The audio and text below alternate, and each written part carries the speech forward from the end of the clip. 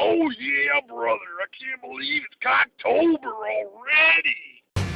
Hot town, summer in the city, back of my neck getting dirt and gritty. Bend down, isn't it a pity? Doesn't seem to be a shadow in the city. All around, people looking half dead, walking on the sidewalk harder than a match here. But at night it's a different world. Go out and find a girl. Come on and dance all night. Despite the heat, it'll be alright. And babe, don't you know it's a pity the days can't be like the nights in the sun. Cocktober, I can't believe it, brother. Hey everybody, welcome to another edition of the Cocktober Reviews. This is day 8, and today I'm doing Die Hard with a Vengeance, Die Hard 3. And this movie takes place 5 years after the original movie in 1995. And directed by John McTiernan, and stars Bruce Willis reprising his role as John McClane again. The main villain this time is Jeremy Irons, and he plays Simon Gruber, which is actually Hans Gruber from the first movie. It's his brother, and Samuel L. Jackson.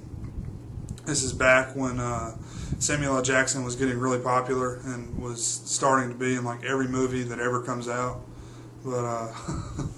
But yeah, it starts out John's working as a cop back in New York now. He's separated from his wife yet again, and he has a little bit of a drinking problem.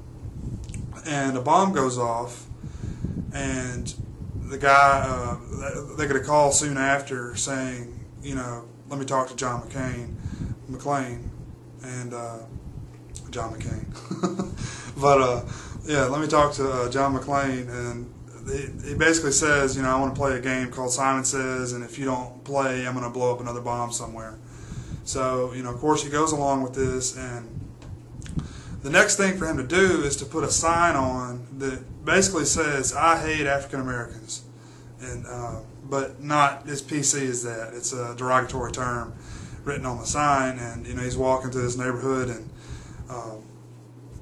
before anybody sees him, Samuel L. Jackson is I think he owns like a pawn shop or something. He actually sees him, and he goes and he gets the guy before anything happens to him, and turns out a group of guys are sitting around, and they see the sign, and they go and they start about to beat the shit out of old Bruce Willis, and him and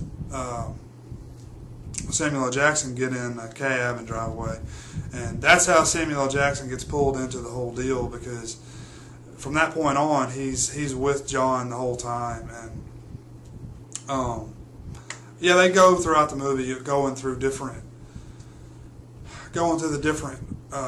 riddles they have to solve, and diffusing bombs and stuff like that. But the whole premise is they're setting these bombs off in these places basically to keep the cops busy while they rob gold out of the Federal Reserve. That's the main purpose of the movie.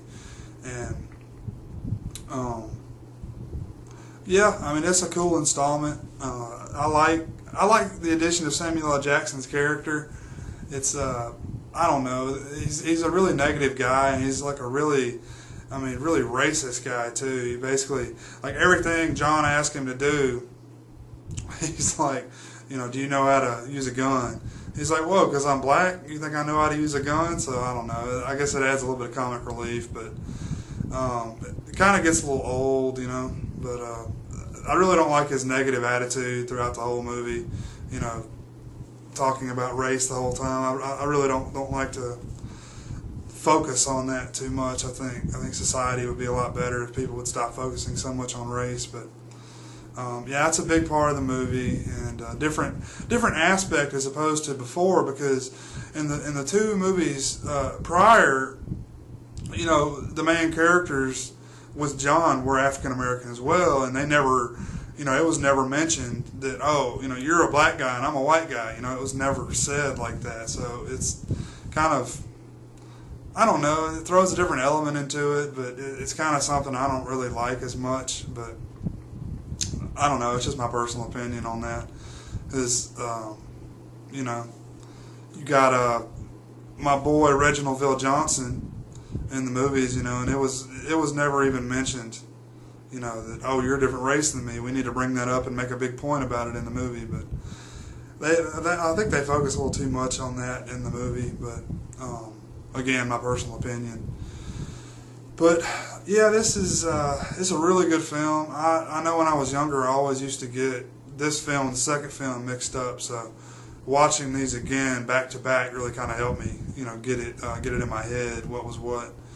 So yeah, cool film. Check it out. Let me know what you think. Peace.